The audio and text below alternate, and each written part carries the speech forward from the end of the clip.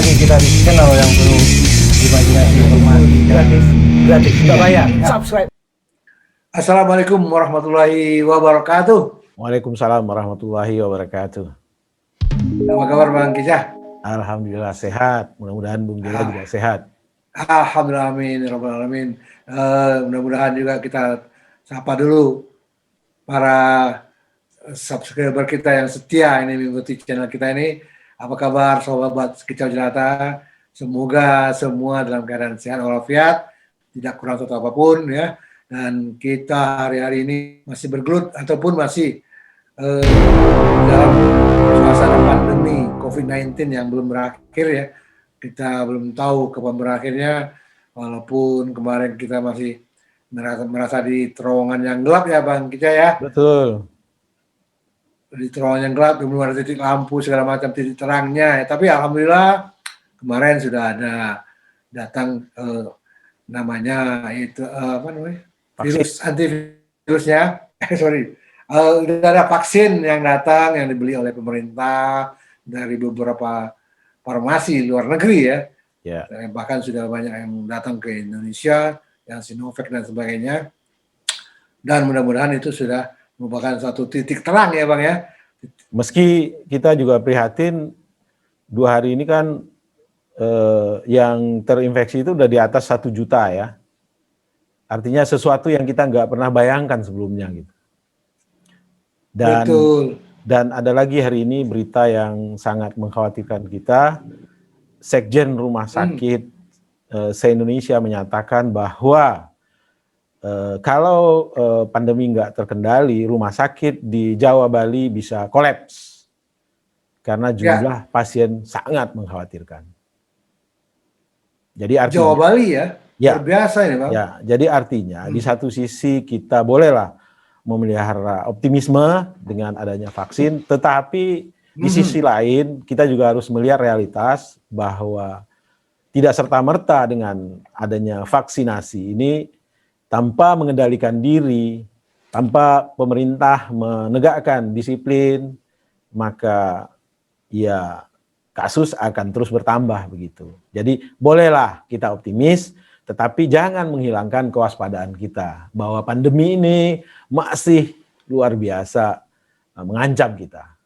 Yang paling menarik, kira-kira minggu lalu ya, Wakil Gubernur DKI menyatakan bahwa DKI meminta pusat mengkoordinasikan penanganan pandemi atau penanganan COVID-19 untuk daerah Jabodetabek. Gitu.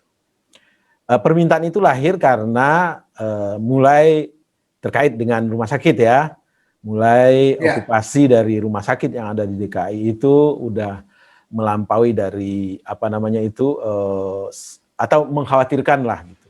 Dan sebagian besar atau lebih kurang 30% dari pasien yang ada di rumah sakit DKI itu adalah pasien yang berasal dari Jabodetabek.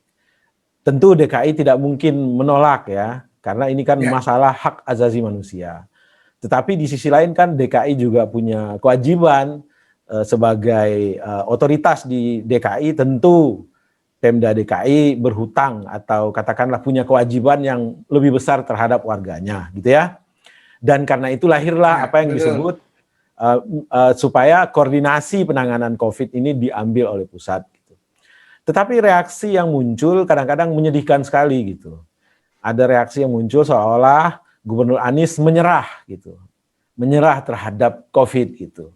Bahkan ada satu tweetan dari kader Gerindra Jakarta Timur ya kalau nggak salah, yang menyatakan dengan apa namanya itu mengutip apa yang diberitakan oleh Kompas dan di atasnya dia memberikan cuitan, kalau nggak mampu ya jantan mundur saja gitu. Padahal sebenarnya kalau dicermati dengan benar itu bukan penyerah atau Anies menyerah terhadap penanganan pandemi gitu di Jakarta. Anies hanya minta karena pandemi tidak punya teritori, pandemi ini kan bukan hanya lintas wilayah, malah lintas benua kan. Dan Anies menyadari bahwa dia punya keterbatasan teritori hanya di DKI gitu. Nah, otoritas yang punya lintas teritori tentu kantor pusat gitu ya, pemerintah pusat gitu. Ya Anies hanya cuma mengingatkan gitu.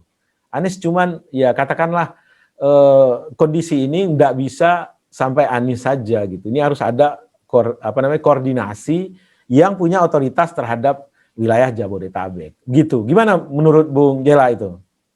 Ya, jadi yang kita lihat di pemberitaan ya, ternyata rumah sakit di Jawa Bali, nah terutama yang di Jakarta itu memang sudah sangat kritis. Ya. Dan seperti tadi disampaikan bahwa akan bisa terjadi kolaps pelayanan rumah sakit. Nah, sehingga DKI Jakarta sebagai ibu kota yang disanggah oleh beberapa kota, itu Bogor, Bekasi, Tangerang, dan Depok ya, itu pastilah sangat membebani Pemprov DKI. Ya. Karena sebagian besar orang, jangankan dari situ, dari luar Jawa pun sebetulnya orang berobat ke Jakarta kan. Ya. Tapi sekarang ya minimal yang daerah-daerah penyangganya Provinsi DKI ini, ya memang mau nggak mau ya harus dilayani juga oleh DKI. Sehingga tadi Abang bilang ada 30% ya Bang ya? Ya. Dari pasien rumah sakit itu berasal dari luar Bodebek atau Bodetabek lah, Bodetabek, Bogor, Depok, Tangerang, Bekasi, belum lagi Karawang dan sebagainya ya. Nah, tentu saja untuk koordinasi itu diperlukan yang lebih tinggi lagi hierarkinya, yaitu pemerintah pusat kan gitu. Kalau hanya Gubernur Anies, tentu akan sulit untuk berkoordinasi secara langsung atau memerintahkan secara langsung ya. Nah ini mungkin waktunya lah pemerintah pusat untuk melakukan koordinasi sehingga semua penanganan ini berjalan dengan simultan, mulus dan saling dukung gitu kan. Ya gimana Bang? Ya, kita bisa melihat misalnya apa yang kita ambil di awal-awal pandemi ya. Karena tidak adanya koordinasi, masa berlaku PSBB atau PSBB antara satu daerah dengan daerah lainnya berbeda-beda. Kita ambil aja lah Jakarta dengan Depok, ya kan? Pada saat Jakarta PSBB, Depok, Bandung, atau Bekasi, Tangerang tidak. Sehingga orang-orang di Jakarta, karena dibatasi langkahnya, katakanlah untuk makan segala macam, dia akan pergi ke daerah sekitarannya. Ya kan? Begitu juga sebaliknya. Pada saat Jakarta tidak PSBB, Depok menerapkan PSBB, Bekasi atau Tangerang, orang-orang dari daerah tersebut akan ke Jakarta, gitu kan? Jadi artinya memang perlu satu kesatuan aksi yang harus kita ambil dalam hal kebijakan pengendalian, gitu ya. Nah, apa yang meskipun terlambat ya, too late ya, tapi ya lebih baik terlambat daripada tidak sama sekali gitu. Apa yang diberlakukan belakangan ini, PSBB serentak Jawa Bali, seharusnya kan dari awal kita ambil itu ya. Itulah sebenarnya fungsi koordinasi sebenarnya, koordinasi. Yang punya otoritas memberlakukan PSBB lintas wilayah adalah pemerintah pusat. Orang DKI atau Pemda DKI tentu tidak punya otoritas untuk memberlakukan PSBB di Depok atau Bekasi gitu ya. Jadi sekali lagi kita harus melihat bahwa ini pandemi, virus ini tidak tahu teritori, tidak punya teritori, jangankan lintas wilayah, jangankan lintas provinsi, jangankan lintas kota, lintas benua aja itu virus mampu gitu ya. Jadi tidak ada yang salah dengan katakanlah pernyataan Pemda DKI atau permohonan permintaan agar koordinasinya diambil alih oleh pusat. Dan itu direspon oleh tenaga ahli yang di KSP ya, Doni ya, bahwa memang pusat yang punya otoritas untuk mengkoordinasikan, dan apa yang diminta oleh DKI itu ya sesuatu yang baik gitu, yang meskipun selama ini sudah dilakukan, tetapi ya untuk mengingatkan atau memperkuat bolehlah, tidak ada masalah permintaan itu. Dan itu baik gitu. Itu respon dari pusat ya, dari pusat gitu. Nah, yang kita agak apa namanya itu agak ya katakanlah aneh gitu ya, agak kurang nyaman mendengarnya adalah respon dari para buzzer gitu ya. atau mereka menunggu kok Jakarta nggak banjir-banjir juga gitu kan. Lalu dapat umpan lambung soal pernyataan ini gitu. Langsung saja itu di sosial media berhamburan narasi-narasi yang mengatakan Anies nggak mampu, angkat tangan, Anies menyerah gitu kan. Termasuk yang salah satunya itu apa yang dinyatakan oleh kader Gerindra ya di Jakarta Timur gitu. Meskipun 4 atau 3 hari kemudian oleh oleh DPP Gerindra kadernya tersebut ditegor gitu. Tetapi setelah 4 hari. Oh gitu ya? Ya kan? Oh, ya 3 atau 4 jadi, hari gitu. Apa yang terjadi sebetulnya ya Bang ya? Ya boleh jadi itu semacam. Apa yang terjadi sebetulnya kan? Boleh jadi itu semacam test the water gitu kan. Ternyata waternya rasanya asin gitu kan. Jadi kita tahu juga ya. Kita tahu politik ini sangat cair, sangat dinamis, dan sangat macam-macam siasahnya gitu ya. Iya. Wallahu alam bisawab lah gitu. Jadi kalau kita orang awam melihat ini ada apa ya? Kok yang partai pendukung itu malah menyatakan kalau nggak sanggup mundur saja gitu. Jadi mungkin juga berharap durian runtuh gitu kan. Kan wakilnya mungkin ya. Ini dugaan jelata gitu kan. Itu kan ngomongan kita, pemikiran kita, pendapat kita. Ya, pendapatnya orang jelata yang bisa jadi benar, bisa jadi nggak salah kan gitu kan. Tapi hanya jelata ini jadi bingung. Kita sebagai jelata kan bingung Bang. Kok partai pendukung malah membegitukan yang didukung. Kasian juga ya Gubernur Anies ini kan. Dan ini ada isu dia nggak punya partai pendukung gitu kan. Ada hal yang menarik lagi. Ini ada orang mengkait-kaitkan dengan Gubernur Anies gitu ya. Kan ada sekarang pembahasan soal apakah tahun 2022 itu lebih kurang ada 100 kepala daerah yang habis masa jabatannya kan, akan diadakan pemilu atau menunggu serentak di 2024 gitu ya. Dan hampir mayoritas partai itu setuju diadakan di 2022. Tetapi fraksi PDIP nggak setuju gitu. Dan ada yang mengait-ngaitkan ini menyangkut atau terkait dengan Anies gitu ya. Dengan Anies gitu. Jadi jangan ada lagi panggung Anies setelah 2022. Ini ada yang mengatakan, menganalisanya begitu gitu. Jadi Anies ini emang fenomenal lah. Ya kan? Sangat fenomenal. Apa namanya? Betul. Di samping dihujani oleh berbagai prestasi dalam maupun luar negeri, juga dibombardir oleh berbagai narasi-narasi yang ujungnya adalah Anies nggak benar gitu kan. Memang Anies nggak sempurna, tetapi ya sebagai orang yang menghargai demokrasi ya, kalau ada cara-cara yang tidak demokratis ingin menjatuhkan Anies, ya kita sebagai civil society yang menjunjung tinggi nilai-nilai demokrasi ya harus berada di belakang untuk untuk membela ya. Ya kalau ada mendukung. Iya yang kan? Benar. Mendukung orang-orang yang berada di garis yang benar. Iya. Nah, jadi oke Bang. Jadi luar biasa Bang,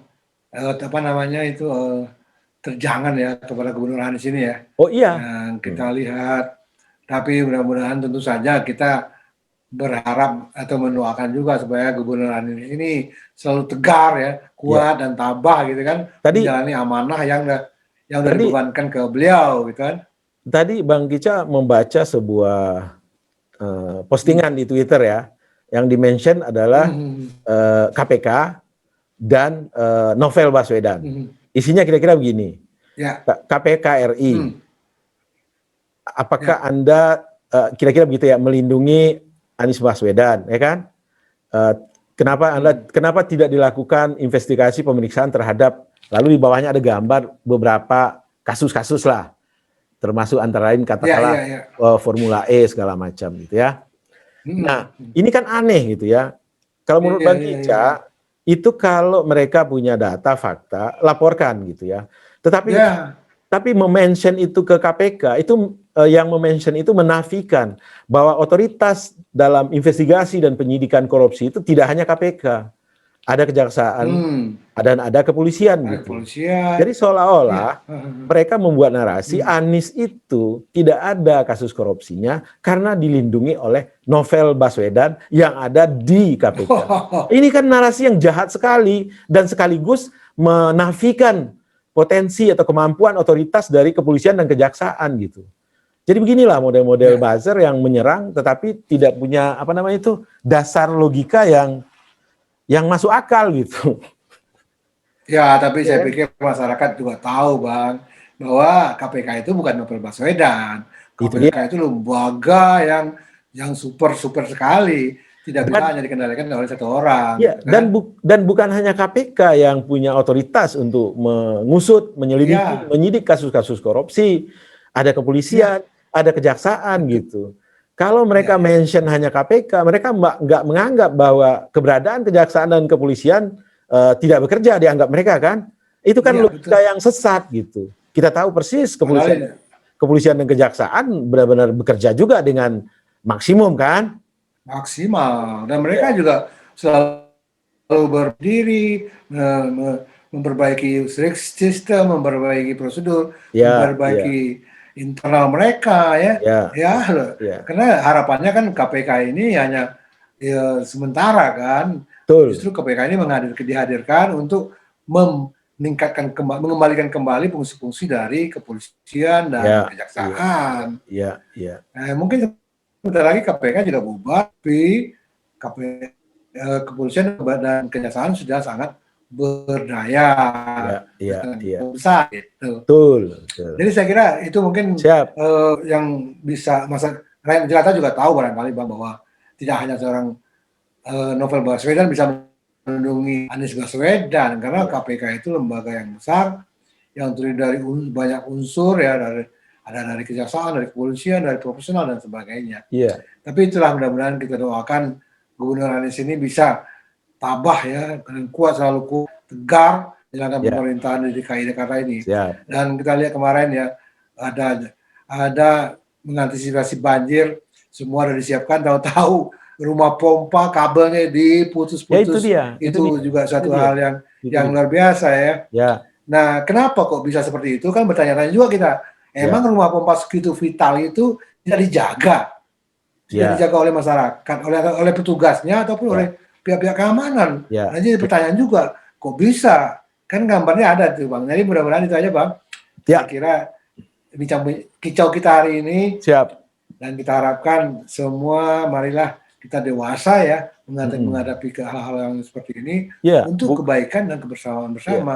Musuh bersama kita saat ini adalah pandemi COVID-19. Kesanalah Ya, seharusnya energi kita diarahkan, ya kan, agar kita betul. cepat keluar dari apa namanya masalah yang bisa akan menyusahkan kita semua kalau dibiarkan berlarut-larut. Sebegitu itu. Baik, oke, baik. Terima kasih Bang. Yap. Oke, Sobat Kicau Jelata, demikian kicau kita hari ini.